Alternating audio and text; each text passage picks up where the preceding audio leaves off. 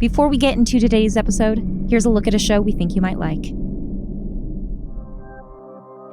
Hola, amigues. My name is Susan Quintana, and I am the host, game master, major editor of Novel Games, a podcast where I gather some of my friends and we tell stories using only indie tabletop role-playing games. Our episodes are bi-monthly, and you can find them anywhere you listen to podcasts.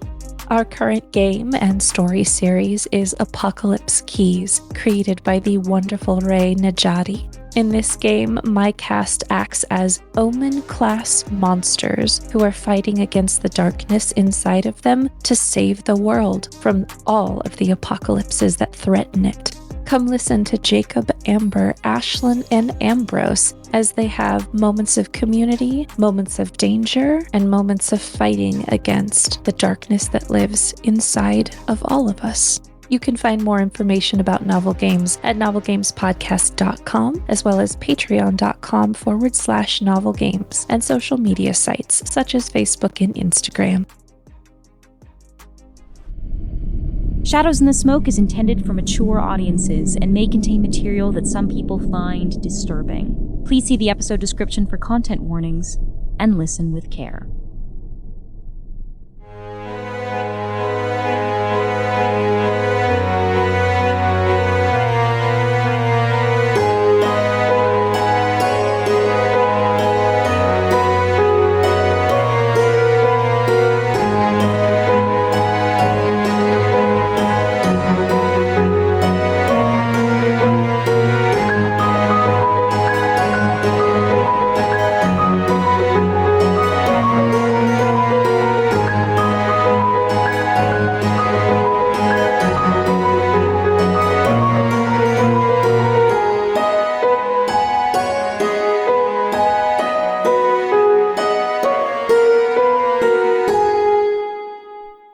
So at the very end of last week's episode, I kind of hijacked the beginning of the day phase because you had the realization that you wanted to talk to Mr. Harlow about the occult, and I realized that was a perfect intro for the threat that I had always planned to introduce today, the spider silk seamstress.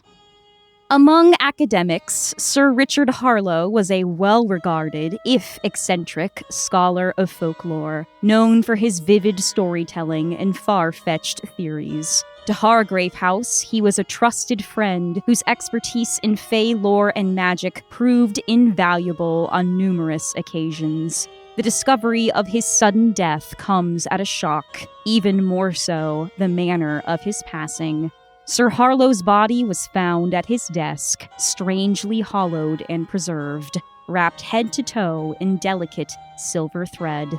What's more, he was set to present a summary of his life's work at the Blue Feather Society, a private salon where curious minds explore the more esoteric subjects not discussed in formal institutions. Sir Harlow was convinced that creatures of the Fey realm, or, quote, the other crowd, had infiltrated London, and he supposedly had new evidence to support his theory. Ms. Abigail Walker, chair of the Blue Feather Society, reveals that Sir Harlow had been courting Hazel Beaumont, a mysterious seamstress whose magnificent fashion designs, and, apparently, her company, have proved irresistible to a number of London's artistic and academic elite.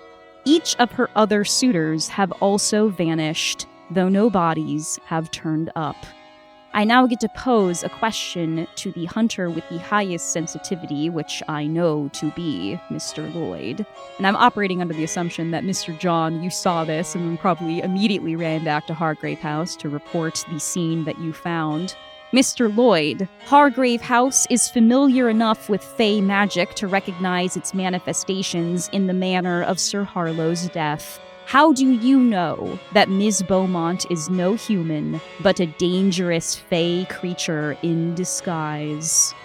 So the cocoon that Richard Harlow was wrapped in might just look like plain spider silk at a first glance, But as you get close to it, you notice the threads are woven together to create patterns as if it were damask or brocade. And if you get even closer, you'll notice that the threads actually go into Harlow's skin and embroider little silver fern patterns all over him.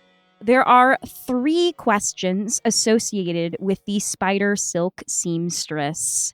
Answering any of them will give you the opportunity to resolve the threat.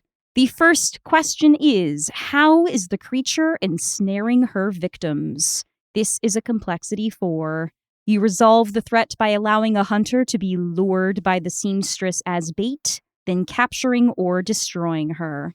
The next question is, what is the creature's true name? This is a complexity 6. You resolve the threat by learning the creature's true name, gaining power over her, and dismantling the binding rituals which sustain her in the human realm. This is when I tell you that Fae names can take many forms. Ask the players if it is a fleeting series of images, a song or poem, a word unknown to human tongues, or something else. The last question is, what does the creature truly want? This is complexity 8. Resolve the threat by striking a bargain with the creature in accordance with Fae customs. Ask the hunter what that bargain is, or choose from the following. The hunters declare who is under their protection, even suggesting alternative targets, and allow the seamstress to continue her work. The hunters establish a Fae embassy, helping Fae integrate with human society. The creature will not kill other humans so long as she is not threatened. Or the hunters assist the creature in a ritual that opens a passage back to the Fae realm. She will depart as long as one of the group goes with her. Narrate an epilogue where that hunter retires. So long as the agreement with Miss Beaumont is kept, whatever agreement you all decide upon, Hargrave House has access to the custom move, Draw the Veil. When you invoke the powers of the Fae realm to obscure the true nature of a person, object, or situation, roll with presence.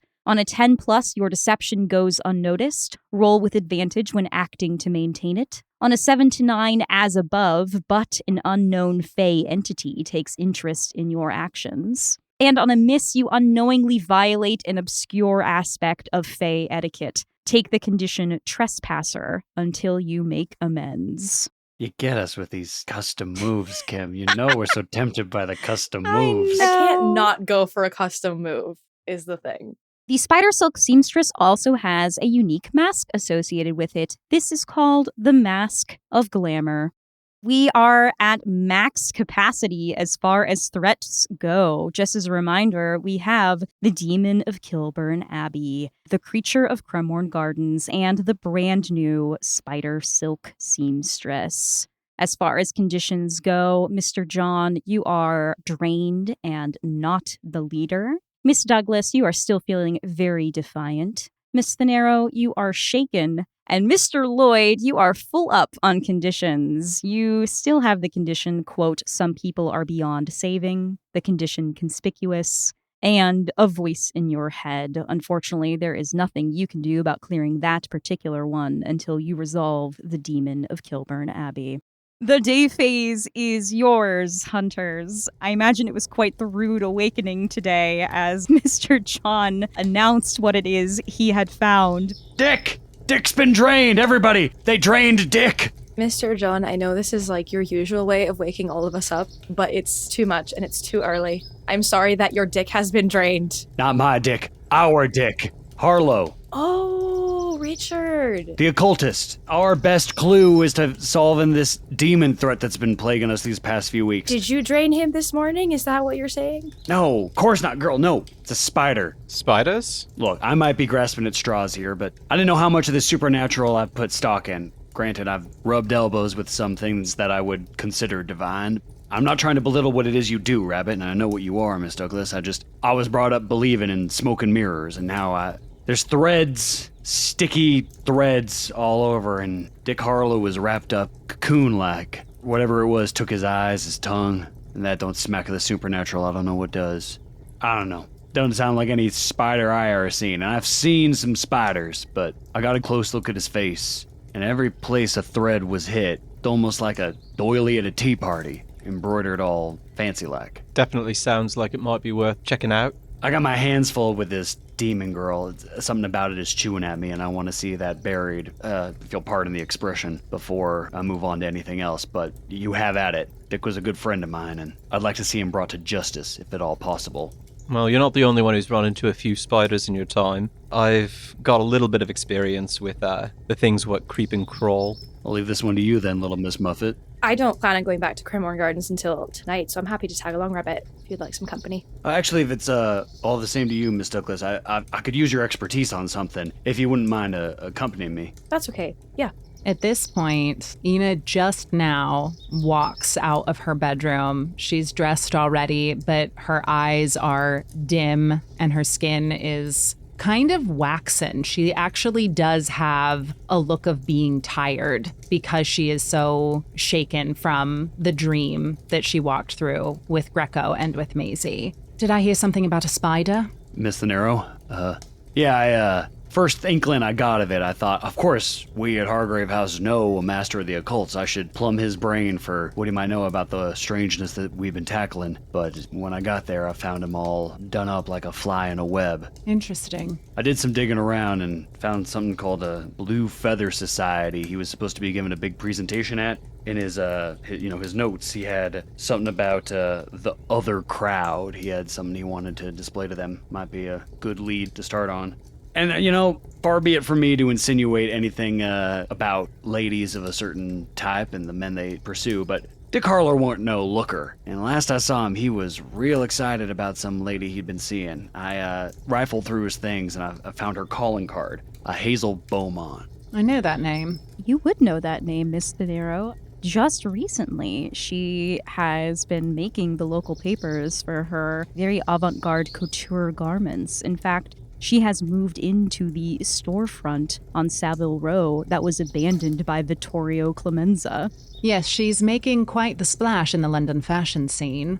I think at some point I can go over to her new shop and do some looking around, but I do have a previous engagement that I must attend to this morning. Naturally. Well, if you like, boss, I'd be happy to accompany you there. Ma'am, I mean. If you'd like, it will be grisly business. Oh, I meant to Savile Row. Ah. Whatever you got to do today is, grisly or not, it's your business. And, grisly, they're a big business, traditionally. The Bears. I think she just gently, taps him on the shoulder. Thank you, Mr. John. We can connect later. He brings his hand up and touches your hand as well. And she immediately pulls it away. And he twitches his hand and scratches at his arm like he was just going for an itch. Maisie pipes up from the back.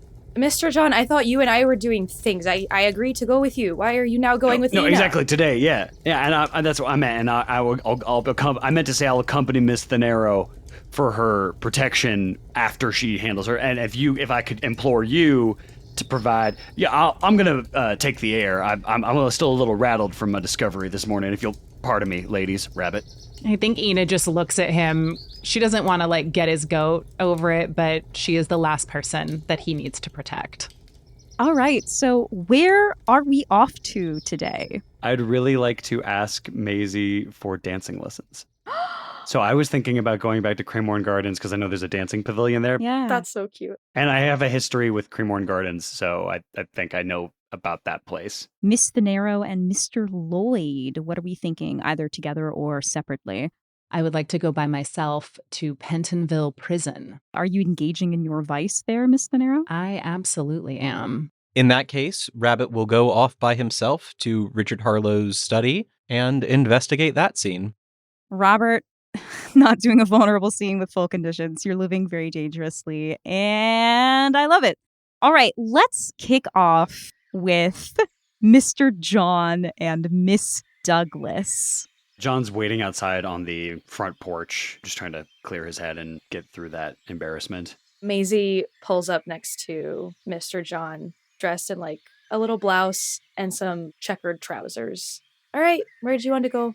Well, I know you were planning to return to Cremorne Gardens later this evening, but I used to work there and I know a spot, and given the nature of who you are if you don't mind me beating around the bush about it. I have something that I could really use your help with. If you wouldn't mind just following me. This is incredibly secretive and weird, Belle, right? Well, the nature of our work is, Miss Douglas. Well, I know, but I figure maybe, like, when we're talking to each other, it could be a little bit...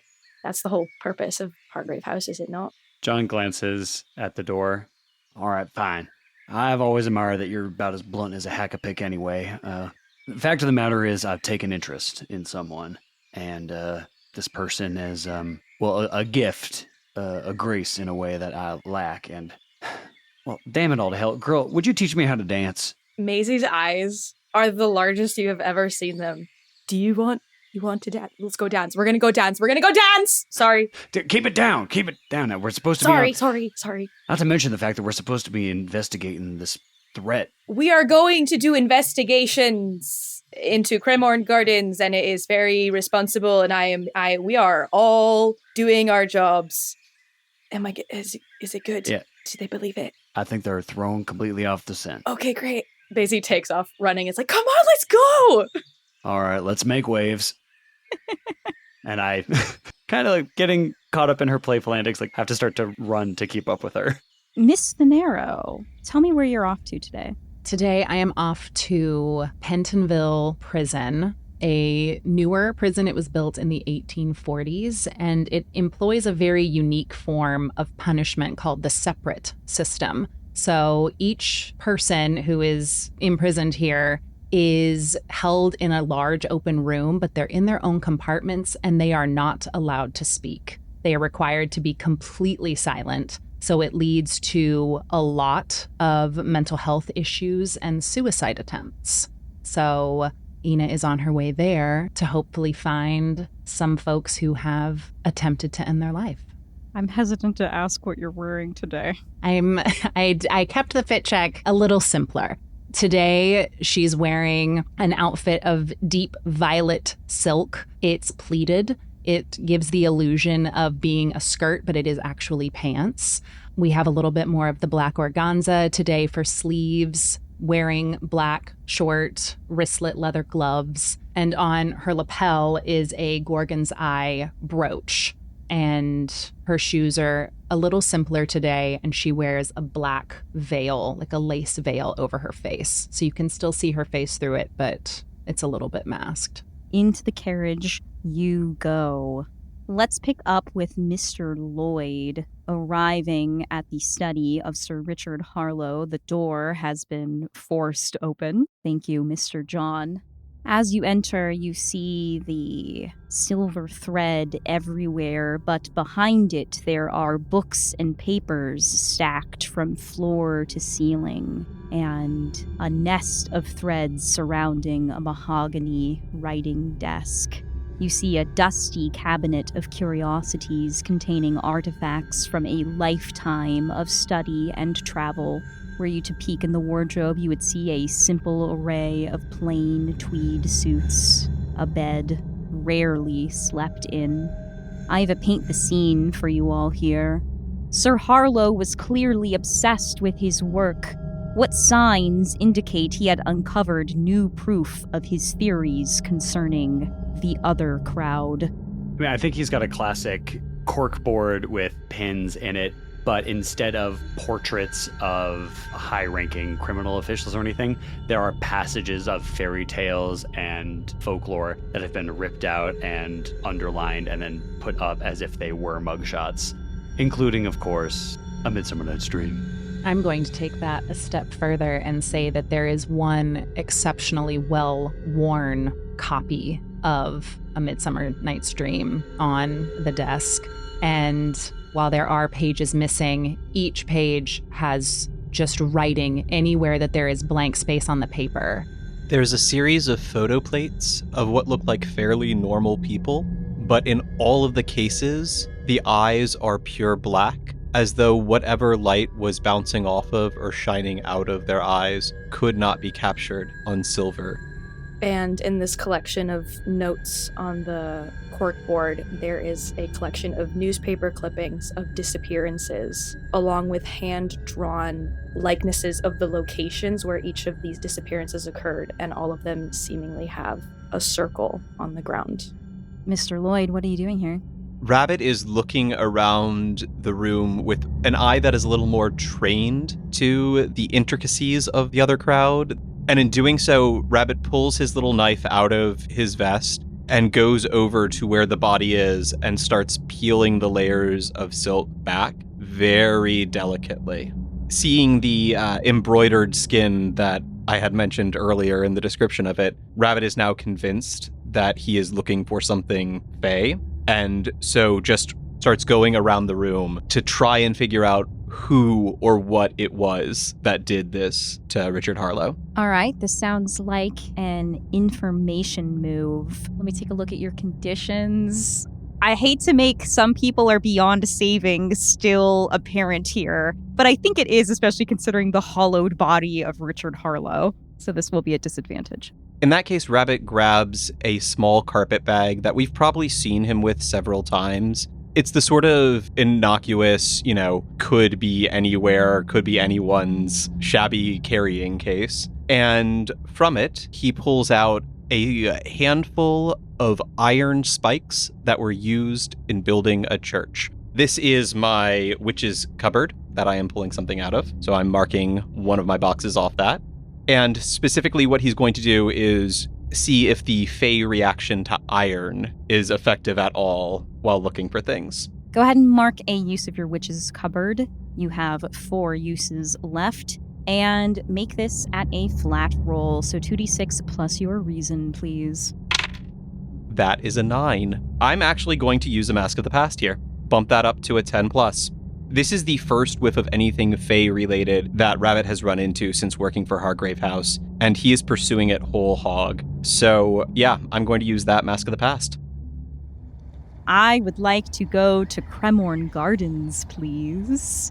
To the dancing platform. Mr. John, you would know that Cremorne Gardens boasts the largest dancing platform that currently exists in London. It can hold up to 4,000 people at once. Oh my god. And even now, in the late morning, it is packed with people. You see hundreds of lanterns above this platform. Of course, not lit currently, but you imagine that it would be quite the beautiful glowing sight at night. And there is a dance floor scuffed by thousands of shoes as couples raucously dance and a band plays, the sounds echoing through this large pagoda. I have a paint the scene here. A sense of wild abandon, of an unshackling of the social constraints of the day hangs in the air here. What do you see or otherwise perceive that indicates this?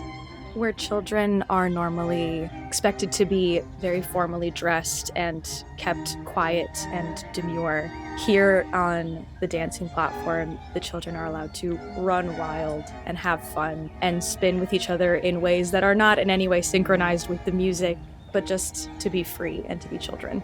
There is flagrant drug and alcohol use. People are making no effort to obscure pinches of snuff nor sniffs of cocaine. There's sips of alcohol straight from the bottle rather than decanting it into a glass. And in addition to the hedonistic imbibing and libations, I think there's an overwhelming presence of drag. People really doll up and let loose here, and I think there's drag in the earliest stages of ballroom happening here. I think in one of the corners we see strung over the railing kind of haphazardly several pairs of women's stockings and shoes at the base. And if you look around, you'll see a large circle of girls dancing barefoot with wild abandon. Building off of that, there are actually several piles of shoes outside the edge where people have sort of taken off their shoes to dance a jig or a reel, feel the timbers under their feet. And it's a variety of shoes, from the sort of like threadbare, falling apart cloth shoes that barely are there to the nicest leather heels. I'll apologize in advance, John says, removing his own shoes. I'm going to be treading on you a little bit. I don't have much skill in this. Oh, that is all right, because everybody learns at some point Maisie's also taking off her shoes. I picked this locale because there's always people around here, and I feel like there's a kind of special privacy with crowds. You can disappear without feeling like you're disappearing, and allows you to be private in a way that's not private. I hope you take my meaning. Oh, of course. Yeah, being in a crowd is absolutely... There's no one looking specifically at you. Told you I admire your bluntness earlier. I just put my hands like so.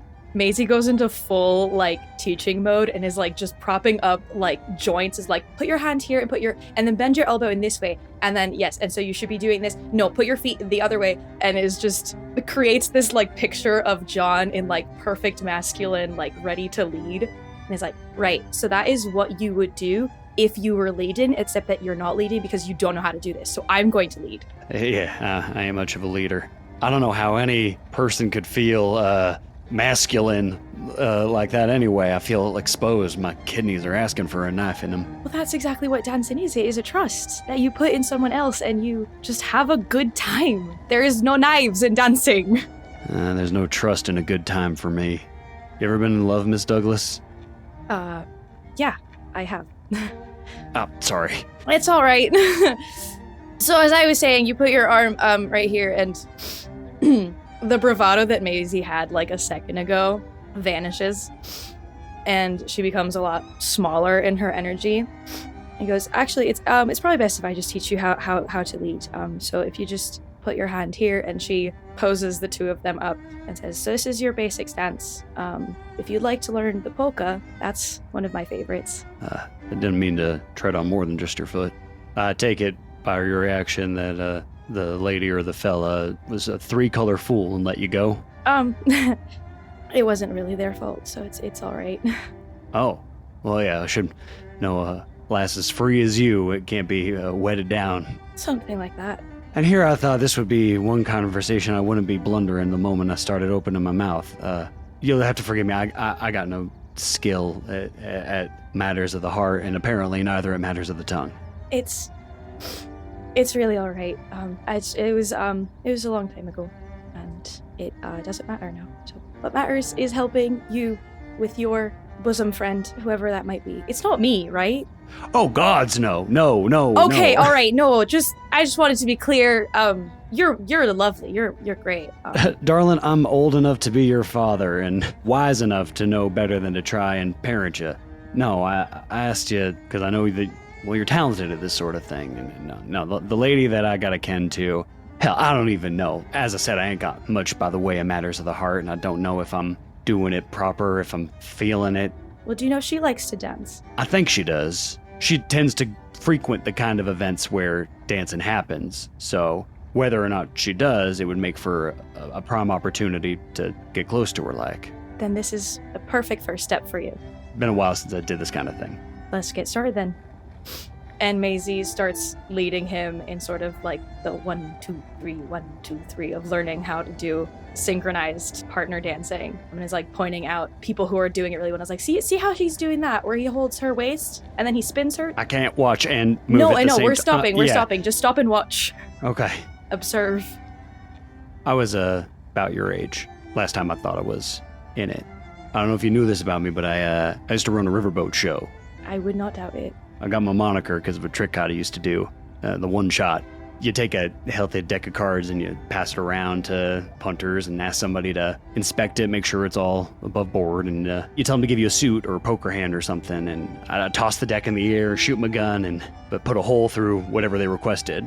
There's another performer on that show. She was a snake charmer. And one day our boss comes to us, tells us some kraut scientist published a paper on animal magnetism. And we had to build an act for the show where she'd hypnotize me and charm me like I was a snake into being in love with her. And well, there's only so many times you can fake that before you start to believe it yourself. I don't want to get tricked again. Maisie starts crying. Hey now, I really am bad at this. And John takes his handkerchief out of his coat pocket and he starts dabbing her eyes himself. It's all right. I'm sorry. I just, sometimes I feel like you and I have a lot in common. He smiles a little bit at that. I like to think so too. Sorry, your heart's in pieces. But no, if you feel like talking about it, I do have some experience in that arena. I will keep that in mind. All right, let's show me that polka. I'm tired of the waltz. Right, so gets back into dancing stance and they do some dancing. Beautiful, beautiful scene, T and Natalia. I loved that. So, at the conclusion of a vulnerable scene, each of you can clear a condition of your choice. I've been taught how to lead. I would like to clear not the leader. That makes sense to me. And Miss Douglas, I would say that this was certainly a situation where you weren't feeling very defiant. Yeah, I was going to say that. Yeah. So from your vulnerable scene, you also get to give me a clue. As a reminder, this can be for any of the currently active threats. We have the Creature of Cremorne Gardens, which we have made very little progress with, the brand new Spider Silk Seamstress, or the Demon of Kilburn Abbey. It can be anything as long as it does not definitively answer one of the questions. So what kind of clue are we thinking? I know we're so close to the Creature of Cremorne Gardens. You're but in I'm so Cremorne Gardens. Nobody can prove that. I'm so fixated on this demon. Everybody here is like cutting loose and throwing off the shackles of everyday life. What about like a piece of erotica tucked into like the shoe of a priest or a nun? Oh, I like the idea that a religious figure is also cutting loose on this dancing platform. I love it. It's a nice day. Nuns shedding the habit. Yeah. And picking up other habits. Mm-hmm. Ooh, and also can it be gay? Yes, of course it can be gay. Happy Pride. Hooray. Happy Pride, yeah. Happy Pride. We're recording this at the end of June. It's always Pride in our hearts. Okay, fantastic. I will put a piece of homosexual erotica hidden in a nun's shoe. Now to another vulnerable scene, but I think this one perhaps a bit darker in hue. Miss Thanero. What do we see here?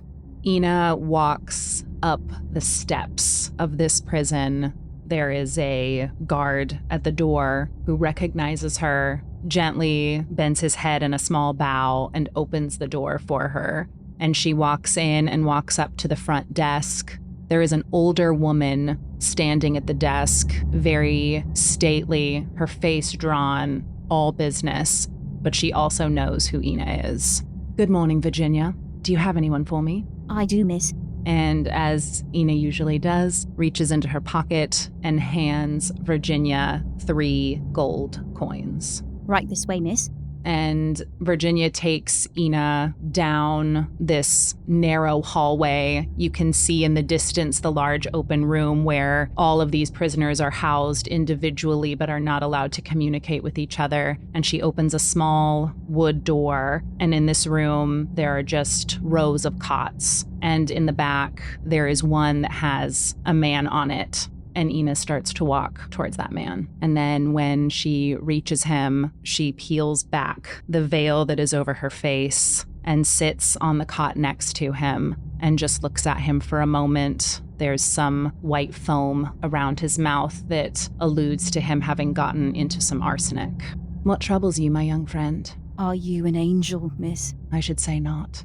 It's the quiet, miss. What about it troubles you? It's not quiet. Ina reaches over, gloves still on, and gently brushes his hair off of his forehead. What is it that you seek in death? I haven't known a lick of peace since I've been in here. And peace is what you want? Yes, angel. Tell me, my friend, what is it that you leave behind? Nothing but a sad story and full of mistakes. Would you like to go now? Can you do that, angel?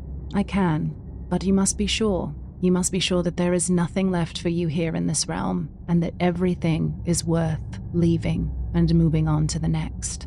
He reaches for your hand. She grabs his wrist and sets it back down. Not yet. Angel, would you kiss me goodnight? Are you sure that's what you want? Yes. Ina very slowly removes her gloves one by one, revealing her bare hands, the symbol of Aegis etched on her palms.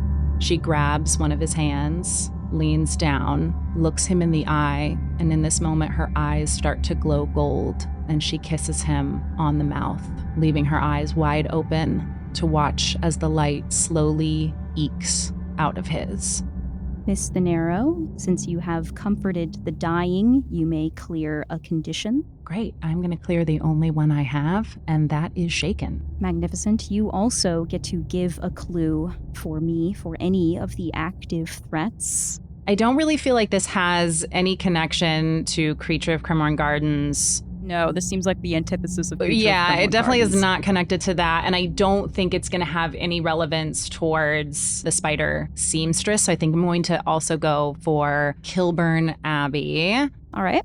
Underneath this man's cot is a phrase, and it's written in really elegant script. Too nice for this man to have done it. And it says, "He moaned the truth into my mouth as he died." Miss Thanero, because you have performed the vulnerable move alone, I am required to make you roll the day move Okay. as you are ushering this man across the threshold. What are you afraid could go wrong in this moment? My fear is that this man doesn't actually die, and he is forever encased in this husk as a mortal who has kissed me on the lips. Oh, I love that. I'd like you to make the day move with vitality, please. Ooh! 6 + 3 + 1. 10, baby! Tell me the conclusion of this scene with no risk and no danger for you. Ina pulls back, the light completely gone from his eyes, but now Ina's eyes, those gold flecks kind of mixed in with the green, are glowing, and having removed her veil, her hair is now free, and it almost looks as if it is blowing in the wind of its own accord. Her skin is no longer waxen. She looks like the beautiful, ethereal creature that she is known to be around London. She stands up, straightens her jacket, looks down at him one more time, and says, "Ephomai Kali Adamosi," which in Greek means hope for reunion in the afterlife. And she turns and starts to walk back out of the prison, nodding her head to Virginia. Virginia doesn't even flinch at how she looks. Virginia just continues to do her paperwork as Ina exits the prison. Let's go back to Mr. Lloyd. Robert, you owe me a mask. Go ahead and give me that prompt, and let's hear it. Narrate a flashback to your childhood that shows the first time you encountered a dark entity. So we return to Grandmother Karis. It's been about a decade, but she looks no older. We're far from the little cottage outside the village of Merthyr, where we last saw her, because she lives in London now. She has a small flat in the French Quarter of Soho, but she's rarely there. During the day, she is a governess for a middle-class family in Kensington, and she spends most of her nights plying the trade of the cunning folk in the Rookery, Limehouse, Notting Hill, or any of the many other slums in London. Nanny Cara, as she goes by now, tends to the bodies of those who doctors can't or won't heal, and the spirits of those that she can't. For the past few years, Morgan has been joining Nanny on these visits, learning medicine and ritual, which often overlap. He's helped to bring babies into the world and sat with the dying as they breathed their last. He and Nanny have kept each other company, singing songs and telling stories. She hasn't hidden the darkness from Morgan, but she has taught him to face it bravely and compassionately. The days, however, belong to Morgan. He wanders the streets of the city, usually with only a book, a pocket knife, and his constant companion, a large black tomcat that Nanny calls Kath. It's just about the best life that an adventurous 9-year-old could ask for. It is on one of these glorious days that we see Morgan, while trespassing on a royal preserve, come across something odd. A small hillock in the middle of the woods, with an enormous sprawling skeleton of an ancient oak tree, sun-bleached by age, resting like a crown upon a king's head. The light and shadows dance alongside it, not with the movement of the windswept boughs of the rest of the forest, but to a rhythm of their own. Morgan didn't realize he was walking towards it until a voice broke him out of his somnambulistic state. It's a cairn, the tomb of ancient warriors and kings from long before the Romans called this place Londinium. Morgan takes a step back, and his eyes meet the liquid gold eyes of the cat. This is a place where your world and mine slip into each other. That's what's calling to you. Nanny has told you what I am? Morgan nods. Then I ask you, having been warned of the dangers that await you on the Weirding Way, would you like to travel to the other world? I would. I know that you have heard scolding priests and old wives tell tales of how we steal children from their beds and pay a tithe of souls to Old Nick. Knowing that your immortal spirit may be at risk, would you still like to follow me to the other kingdom? Yes. And I know that you are a clever enough boy to understand that power doesn't come without cost, and that temptations are usually traps. Before your head gets turned by any honeyed words, are you certain that you want to cross that boundary into the other kingdom? I am. The cat lazily stretches, raises to his hind legs, and begins to walk widdershins around the mound. And as Morgan joins him, the forest shifts, warps, and grows into something primeval. The trees grow larger until the canopy is no longer visible, just the shadows that it casts. Ferns and moss fill the ever-widening space between the titanic trunks. Strange, mournful birdsong fills his ears, and the sweet perfume of flowers, twinkling like stars, dance upon Morgan's nose. And so, Morgan takes his first step into the realm of fairy.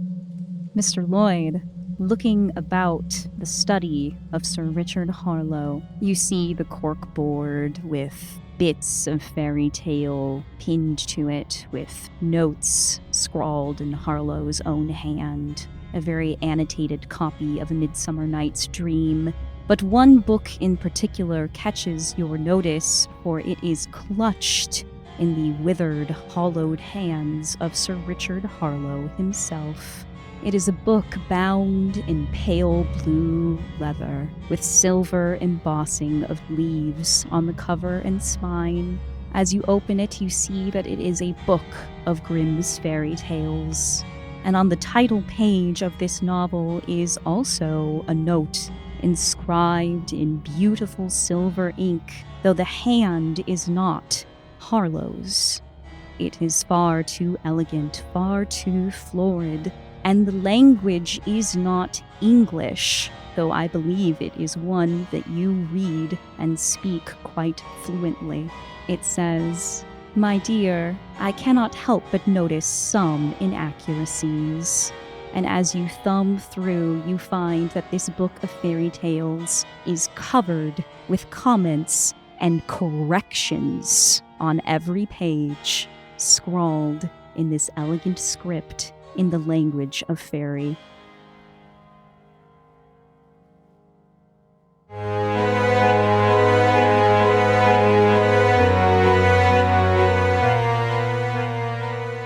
Shadows in the Smoke is a Kitten Marlowe production. This episode was edited and produced by Kim Dalton and featured a theme song by Jake Pierle. You can find out more about us by visiting kittenmarlowe.com, signing up for our newsletter, or following us on socials. For Discord access, an exclusive behind-the-scenes show, and more, visit patreon.com/kittenmarlowe and join Hannah Edgington and all of our incredible Kitten Marlowe patrons in supporting artist-driven storytelling. Thanks for listening.